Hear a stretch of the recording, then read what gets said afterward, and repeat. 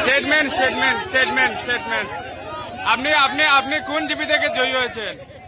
Statement দাও, statement দাও, বলেন আপনি কোন জিপি থেকে জয়ী হয়েছেন? সদস্য পদে মনোনয়ন দিয়েছিলাম। আজকে আমি 338 ফুটে এই সেন্টারে আমি। আপনার নাম কি? আপনি আপনাকে যারা ভোট দিয়েছেন তাদের উদ্দেশ্যে কি বলবেন?